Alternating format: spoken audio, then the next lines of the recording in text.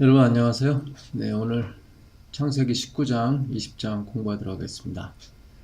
창세기 19장은 롯에 대해서 기술한 장입니다. 그리고 20장은 아브라함에 대해서 기술한 장입니다. 창세기 19장은 소돔과 고모라의 멸망에 대해서 이야기하고 있습니다. 19장 1절을 보게 되면 날이 저물 때에 그 두 천사가 소돔에 이르니 마침 롯이 소돔 성문에 앉았다가 그들을 보고 일어나 영접하고 땅에 엎드려 절하였더라. 그 히브리서 13장 2절에 보면 손님 대접하기를 잊지 말라. 부지 중에 천사를 영접한 사람도 있느니라. 이런 말씀이 있어요. 롯이 천사를 영접합니다. 그리고 소돔과 고모라의 멸망으로부터 구원을 받죠. 이 천사를 영접한 이야기는 18장에도 있습니다. 아브라함이 천사를 영접하죠. 18장 1절을 보시면 여호와께서 마분의 상수리 숲을 근처에서 아브라함에게 나타나시니라. 오정 즈음에 그가 장막문에 앉았다가 눈을 들어 본즉 사람 셋이 맞은편에 섰는지라. 그가 그들을 보자 곧 장막문에서 달려나가 영접하며 몸을 땅에 굽혔더라. 아브라함도 이 하나님과 천사, 그러니까 예수님과 천사들을 영접했죠. 그리고 자기에게 아들이 있을 것을 다시 한번 확인받는 그런 복을 받고 또 소돔과 고모라의 멸망에 대한 또 계시도 받죠. 이 18장 19장에 천사를 영접한 사람들의 복에 대해서 나오는 것입니다. 이 천사는 하나님께서 보내신 종이었죠. 그런데 그들이 계시의 복과 구원의 복을 받았습니다. 이것은 무엇을 우리에게 전하려고 하면은 천사를 영접했는데도 이들이 구원을 받았다면 하나님의 아들, 하나님께서 보내신 그 아들을 영접한 사람은 그 형편이 어떻게 되겠느냐? 그걸 우리가 암시하고 있습니다. 그러니까 천사를 영접해서 그들이 복을 받았다면 하나님께서 보내신 종 중에 가장 큰 바로 그 아드님 예수 그리스도를 영접한 사람은 어떻게 되겠는가? 요한복음에는 영접하는 자, 그 이름을 믿는 자들에게는 하나님의 자녀가 되는 권세를 주셨다고 말씀하죠. 그러니까 심지어 구원뿐만 아니라 하나님의 자녀가 되는 하나님의 유업을 이어받을 수 있는 그런 자격까지 주신다는 거죠. 롯은 천사를 영접했습니다. 그래서 멸망으로부터 구원을 받았죠. 근데 지체해요. 잘 가려고 하질 않습니다. 그때 그 천사들이 롯의 손을 잡고 나오죠. 19장 16절에 보게 되면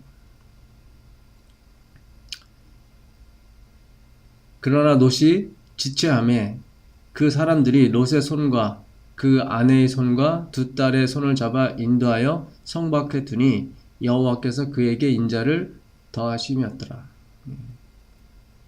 천사를 영접했는데도 불구하고 그러니까 예수님보다 못한 존재죠. 천사는 예수님의 종들이죠. 어떻게 보면. 근데 그 종들을 영접했는데도 불구하고 롯이 잘 나가려고 하지 않을 때 그 천사들이 롯의 손과 그 아내와 두 딸의 손을 잡고 나왔다는 거죠. 인자를 더하셨어요. 그렇다면 그 종의 주인이신 예수님을 영접했다면 어떤 결과가 있겠습니까? 이보다 더 큰 은혜와 영광과 복을 받겠죠. 계속 성경은 우리에게 그리스도를 영접하게 되면 어떻게 되는 것에 대해서 계속 얘기하고 있는 것입니다.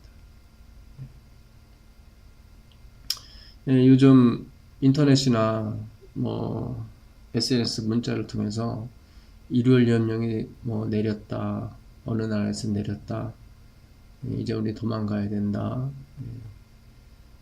이제 뭐 좀 있으면 돈이 다 휘주가게 될 것이다, 뭐 그런 등등의 말들이 많이 오고 가고 있습니다. 그래서 많은 사람들이 두려워하고 그래요. 하나님 백성조차도. 그러나 우리가 그런 사건에 너무 초점을 맞추다 보면 예수님을 시야에서 놓칠 가능성이 아주 큽니다. 우리가 예수님을 영접하는 것에 계속 초점을 맞춰야 돼요. 예수님께. 설사 우리가 뭐 1월 연령이 내리고 우리가 도시 안에 있고 뭐 그럴지라도 롯이 천사를 영접해서, 예수님이 아니죠, 천사를 영접해서 그 천사가 그들의 손을 잡고 나왔다면 우리가 그보다 더 크신 예수님을 믿고 있다면, 예수님께 오직 우리의 관심을 갖고 있어서 다른 것에 우리가 좀 등한히 하더라도 예수님이 당연히 우리의 손을 잡고 나오지 않으시겠습니까? 이건 아주 중요한 거예요, 사실은요. 우리가 참 그 예수님에 대해서 이 시야에서 놓칠 때가 많이 있습니다. 그 20장에도 보게 되면 20장 가볼까요? 20장에 보게 되면 그 아브라함이 남방 땅으로 좀 옮깁니다. 그랄이라는 쪽으로. 근데 거기서 그 안에 사례를 누이라고 하였으므로 그랄 왕 아비멜렉이 사라를 취하게 되죠. 그런데 그 아비멜렉은 악한 자가 아니었습니다. 5절에 보면 그가 나더러 이는 내 누이라고 하지 아니하였나이까 그 여인도 그는 내 오라비라 하였사오니 나는 온전한 마음과 깨끗한 손으로 이렇게 하였나이다. 하나님이 꿈에 또 그에게 이르시되 네가 온전한 마음으로 이렇게 한 줄을 내가 안다 얘기해요. 그러니까 그랄 왕은 악한 왕이 아니었어요. 굉장히 온전한 사람이었어요. 그런데도 불구하고 하나님께서 그에게 재앙을 내리십니다. 그의 태를 다 닦죠. 자식을 못 낳게 하시죠.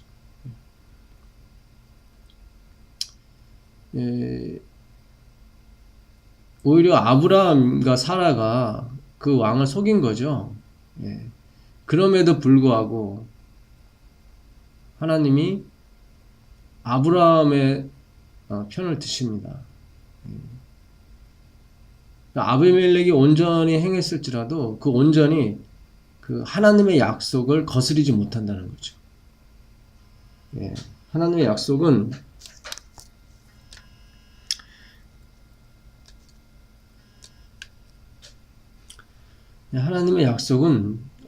아브라함을 통해서 그리스도가 오시게 하는 그런 영광의 약속을 아브라함에게 주셨죠.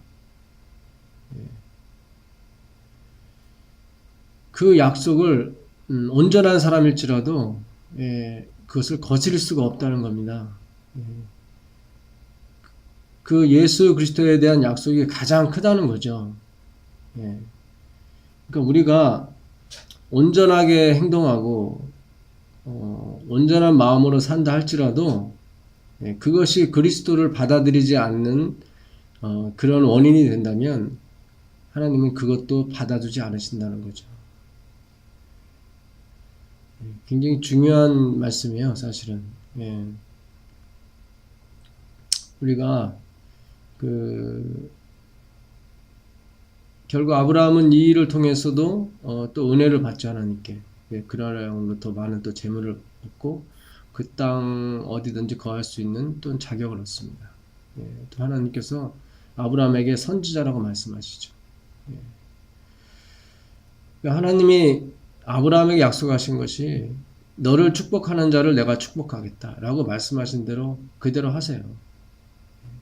이 아브라함은 그리스도를 상징하죠. 그러니까 우리가 예수님을 저주할 자라 하지 아니하고 예수님을 영접하고 축복하는 사람, 그 사람은 또 복을 받습니다. 참 놀라운 약속이죠. 예. 이분이 바로 하나님이세요. 그러니까 하나님이라는 존재는 우리가 상상할 수 없는 분이라는 얘기예요. 우리가 감히 생각할 수 없는 분이 바로 하나님이에요. 그 19장에 보게 되면 롯이 또 술을 먹고 취합니다. 취해서 자기 딸들과 동침을 하죠. 물론 자기가 원한 건 아니었어요. 그 딸들이 남자가 없으므로 아버지를 인해서 자손을 이으려고 합니다. 그래서 결국 큰 딸이 모압을 낳고 작은 딸이 암몬을 낳죠. 결국 나중에 모압과 암몬 자손이 돼서 이스라엘 백성을 굉장히 괴롭힙니다. 근데 그러할지라도 그가 베드로후서 2장 7절에 보게 되면 의로운 롯이라고 또 칭함을 받아요. 참 이 아이러니하죠.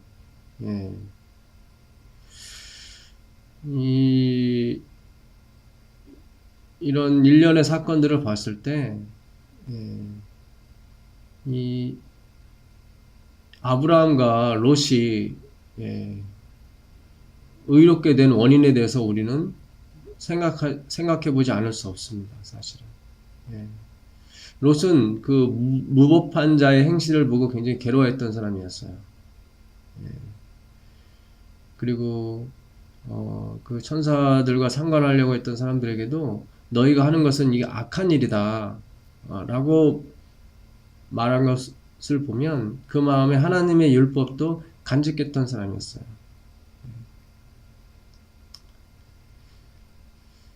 그러나 그 율법대로 그가 산 사람은 아닌 것 같아요. 그 19장 8절에 보게 되면 내게 남자를 가까이 아니한 두 딸이 있노라. 청컨대 내가 그들을 너희에게 이끌어 내리니 너희 눈에 좋은 대로 그들에게 행하고 이 사람들은 내 집에 들어왔은즉 이 사람들에게는 아무 짓도 하지 말라. 물론 이제 손님을 대접하고 아끼는 것은 참 좋겠지만 그렇다고 자기 딸을 내주면서 마음대로 하라고 하는 것은 그것 또한 우리 이치에 맞지 않습니다, 사실은.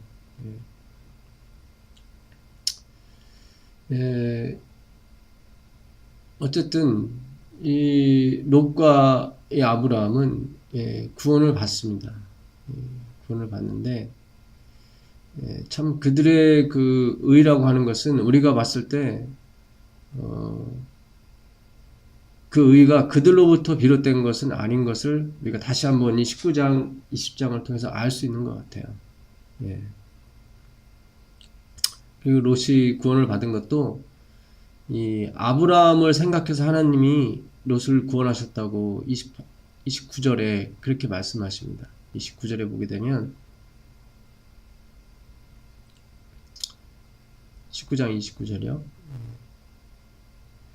하나님이 들의 성읍들을 멸하실 때 곧 롯에 거하는 성을 엎으실 때 아브라함을 생각하사 롯을 그 엎으시는 중에서 내어 보내셨더라. 그러니까 물론 롯이 천사를 영접한 것도 있지만 하나님이 롯을 구원하신 것은 아브라함을 생각하셨다는 거예요. 그러니까 아브라함을 축복하는 자는 내가 축복하겠고 아브라함을 저주하는 자는 내가 저주할 것이다. 아브라함을 따라왔던 롯, 조카 롯. 이 아브라함은 예수 그리스도를 상징하죠. 우리가 의롭게 되는 것도 마찬가지예요. 예수님을 주인으로 영접한, 구주로 영접한 사람들, 그 사람들을 구원하시는 것은 바로 예수님을 생각하사 하나님이 우리들을 구원하신 것입니다. 그러니까 그 예수님께서도 그 제자들에게 우리와 함께하지 않을지라도 나를 시인하는 사람은 나의 편이라고 주님께서 말씀하셨어요. 그러니까 비록 우리 교단이 아니고 타 교파일지라도 예수님을 시인하는 사람은 사실 다 우리 편입니다. 그만큼 그 하나님의 존재, 예수님의 존재는 무궁무진해요. 그분의 영역, 그분의 영향력은 우리가 상상을 초월합니다. 그 로마서 3장 19절의 이하에 보게 되면 우리가 알거니와 무릇 율법이 말하는 바는 율법 아래에 있는 자들에게 말하는 것이니 이는 모든 입을 막고 온 세상으로 하나님의 심판 아래 있게 하려 함이니라. 그러니까 롯을 포함해서 소돔과 고모라에 있는 모든 사람이 하나님의 심판 아래 있었습니다. 그들에겐 율법이 있었어요. 그렇게 하면 안 된다. 그러나 그들이 그 율법을 온전히 지킬 수가 없었어요. 그래서 하나님이 모든 입을 막으셨어요. 율법 앞에서 누구도 자랑하지 못해요. 자기의 의로운 행동을. 왜냐하면 율법을 만족시킬 수가 없기 때문에. 그러므로 율법의 행위로 그의 앞에 의롭다 하심을 얻을 육체가 없나니 율법으로는 죄를 깨달음이니라. 21절이요. 이 원문에는 이 앞에 그러나가 하나 더 있는데 그러나가 빠졌어요. 그러나 이제는 율법 외에 하나님의 한 의가 나타났으니, 의가 있었는데 하나는 율법으로 말미암는 의였어요. 근데 그 율법을 온전히 다 지키는 사람은 없었단 말이죠. 그래서 이제는 율법 외에 하나님의 한 의가 나타났어요.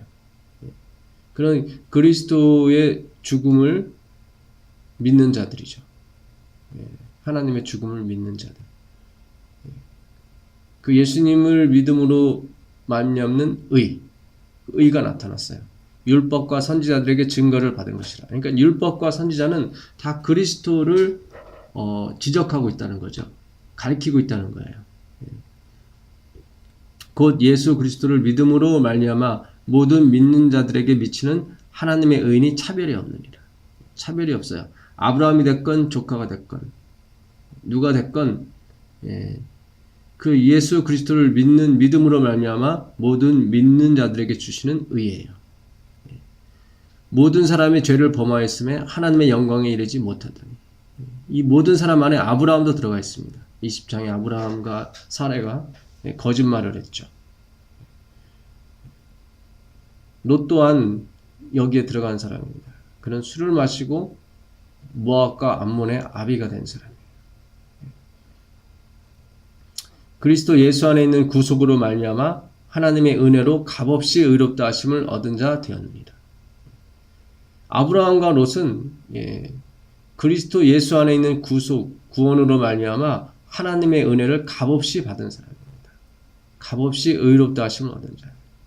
그러니까 베드로서 2장 7절에 의로운 롯이라고 되어 있는데 그 의를 얻은 원인은 자신에게 있는 것이 아니라 바로 하나님께서 값없이 주신 의에 의해서 의롭다 하심을 얻은 거죠. 이 예수를 하나님이 그의 피로 인하여 믿음으로 말미암는 화목제물로 세우셨으니 이는 하나님께서 길이 참으시는 중에 전에 지은 죄를 간과하심으로 자기의 의로우심을 나타내려 하십니다.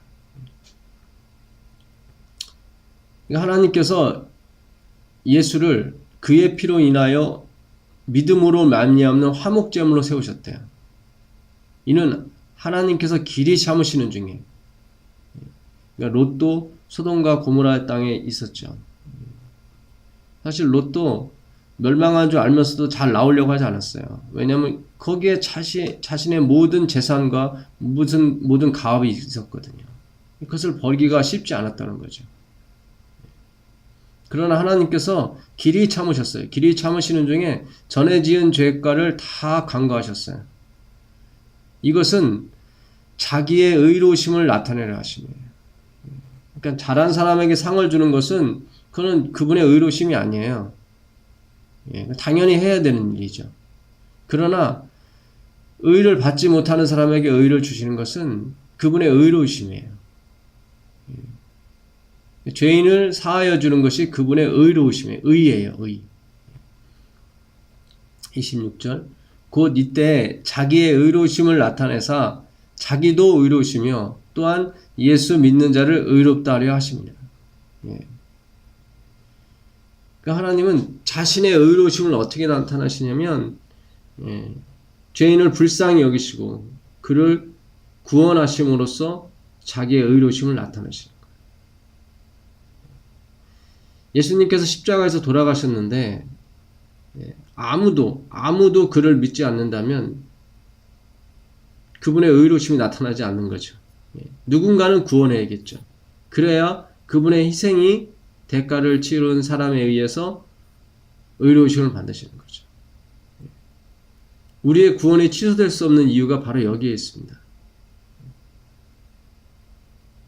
만약에 우리의 구원이 우리의 잘못으로 또한 취소된다면 아마 이 땅에 구원받을 사람이 거의 없을 거예요.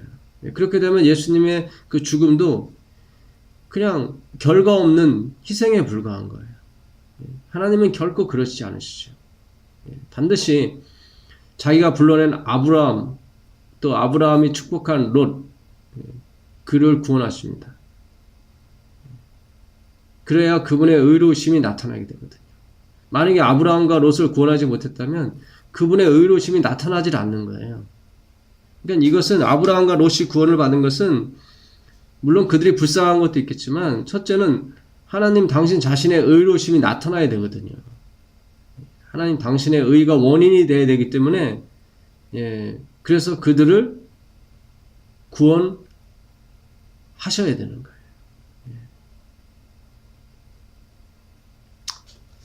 참 우리가 좀 곰곰이 생각해야 될 말씀입니다.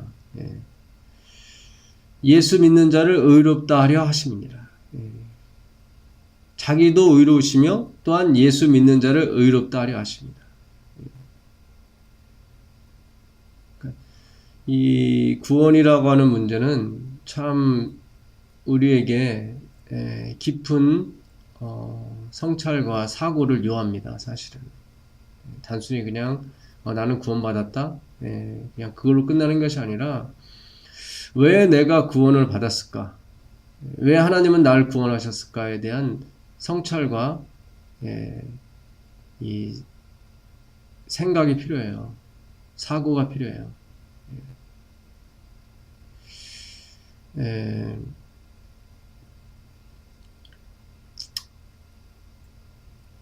오늘날 우리가 이 구원받는 문제에 있어서 자꾸 왔다 갔다 합니다. 사실은 나 자신을 봐서는 구원받을 존재가 아닌 것 같고 롯이요 그 자기 딸들을 통해서 모압과 암몬을 낳잖아요. 그럼 죽을 때까지 자기는 자기가 저지른 그 실수에 대해서 평생 괴로워했을 거예요 아마요. 야, 나 같은 존재가 정말 나도 소돔과 고모라 성에 있는 사람 못지않다. 결국 자기의 의도한 바는 아니었지만 결국 자기가 술을 마셨기 때문에 딸들이 주는 술을 먹었기 때문에 그것도 하루면 모르겠는데 그 다음날도 똑같이 마시거든요. 아브라함도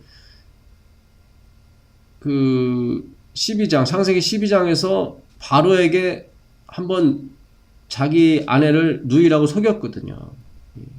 그런데도 불구하고 다시 25년이 지난 뒤에도 똑같은 행동을 또 하는 거예요. 자기가 살기 위해서. 그러니까 아브라함이나 롯이 그 멸망하는 사람들을 봤을 때 그들과 자기의 행동을 비교한다면 자기들도 그렇게 뭐 의롭다고 볼 수 없거든요. 사실은. 그러니 롯도 아마 평생 괴로워했을 것입니다. 내가 과연 구원받을 수 있을까? 왜냐면 그 죄악의 결과물 모압과 암몬이 자기 앞에서 자라고 있거든요. 또 그 행위를 한 자기 딸도 같이 또 사는 것이고요. 참 이게 딸이 되는 건지 부인이 되는 건지 모르는 거죠. 우리가 그 당시 롯의 그 위치로 가게 된다면 참 괴로울 거예요. 정말 괴로울 거예요. 역시 그가 붙든 것은 하나님밖에 없는 거죠.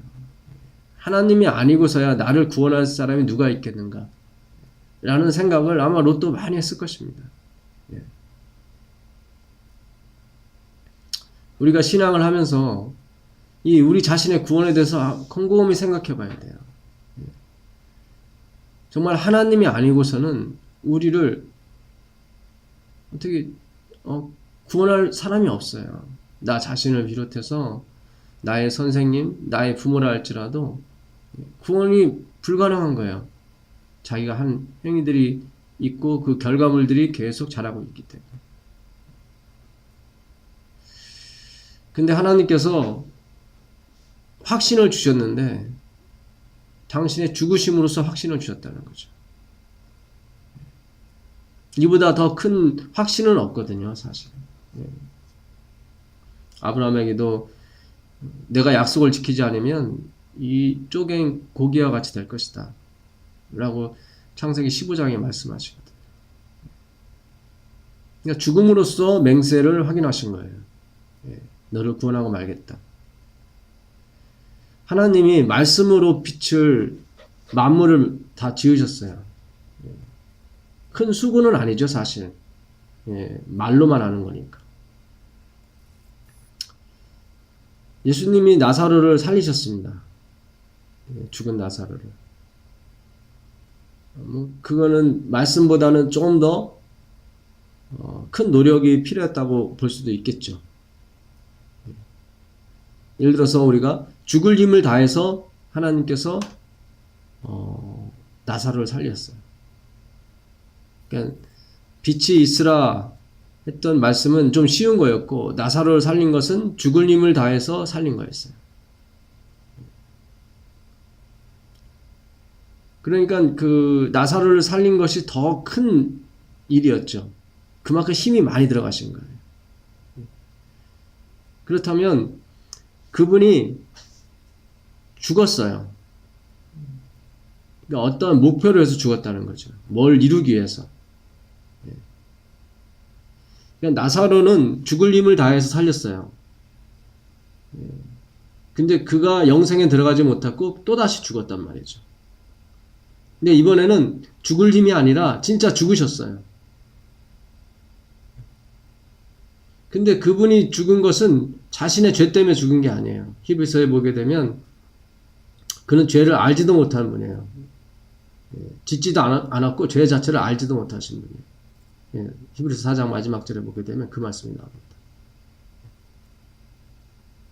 그렇다면 그분이 죽었다고 하는 것은 자신의 어떤 죄과를 없이 하기 위해서 죽은 것도 아니에요.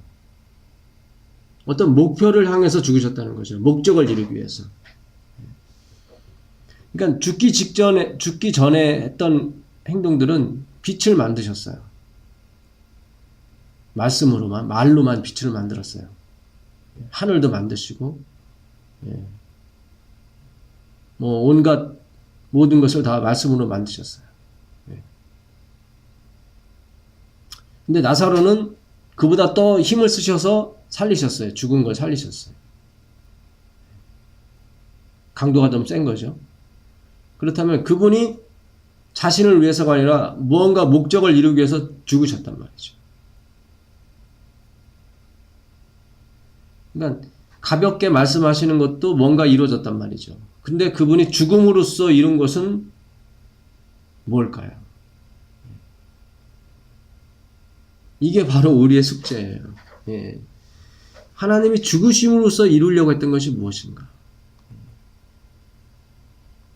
그게 바로 이 로마서 3장에 나온 거예요. 25절. 이 예수를 하나님이 그의 피로 인하여 믿음으로 말미암는 화목제물로 세우셨다는 거예요. 화목제물. 그러니까 하나님과 우리를 화목시키기 위해서 그분이 죽으셨다는 거예요. 그러니까 이거는 사실 화목제물은 말씀만 해도 돼요. 죽을 힘을 다해서 하셔도 돼요. 굳이 죽으실 필요가 없거든요. 왜냐면 그분은 전능하신 분이기 때문에. 그냥 말씀만으로 나는 너와 화목할 것이다 해도 된단 말이죠. 근데 죽으셨다고 하는 것은 반드시 이 일이 이루어진다는 거예요. 반드시 이 일이 이루어진다는 거예요. 그리고 반드시 그 결과물이 있다는 거예요. 반드시 그 결과물, 구원받을 무리가 있다는 거죠.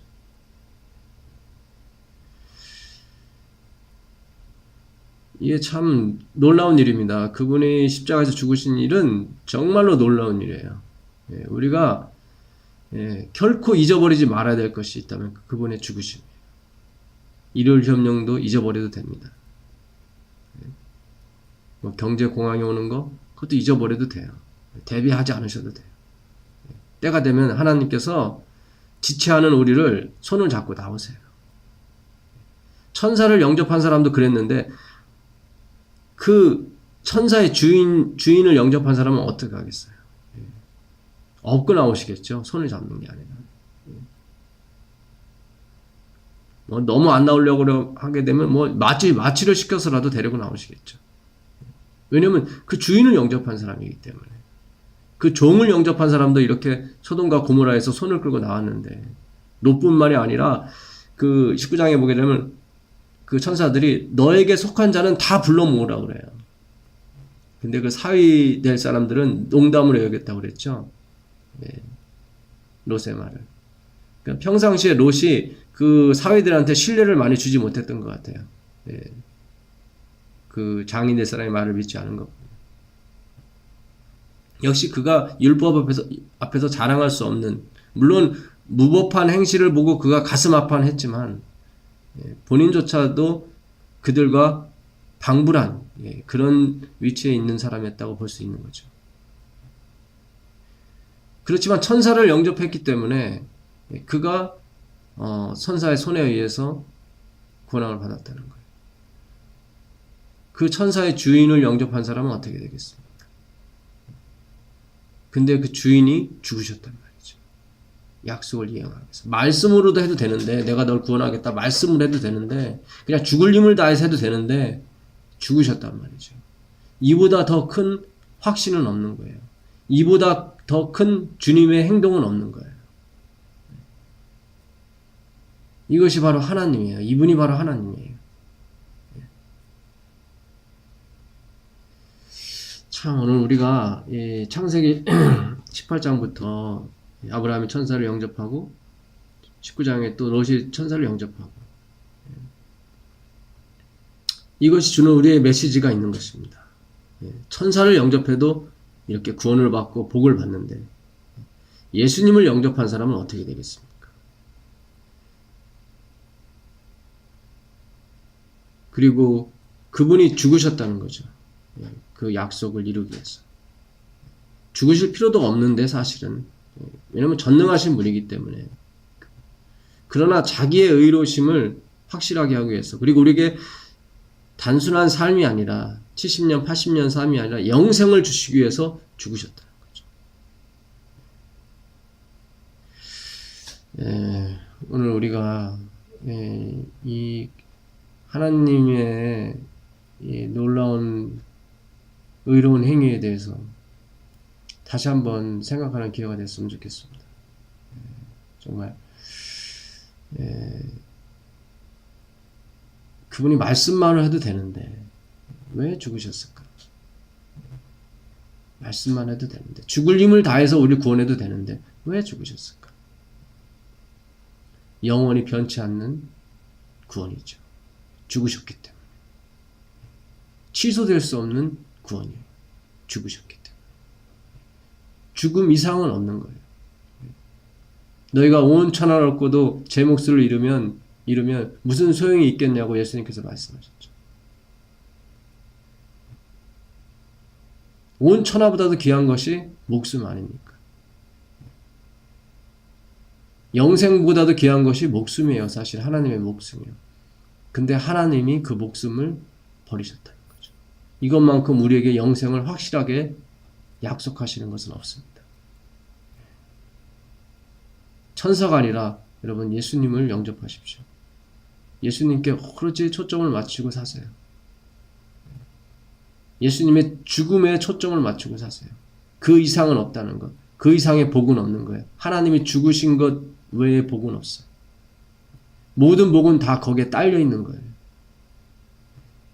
여러분이 그 은혜와 복을 누리시게 되길 간절히 바랍니다. 주님께서 정말 우리 마음 가운데 하나님의 죽으심에 대해서 각인시켜주는, 그리고 주님 오실 때까지 그 예수에 대한 초점을 잃어버리지 않도록 해주시기를 간절히 기도드리면서 오늘 공부 마치겠습니다. 감사합니다.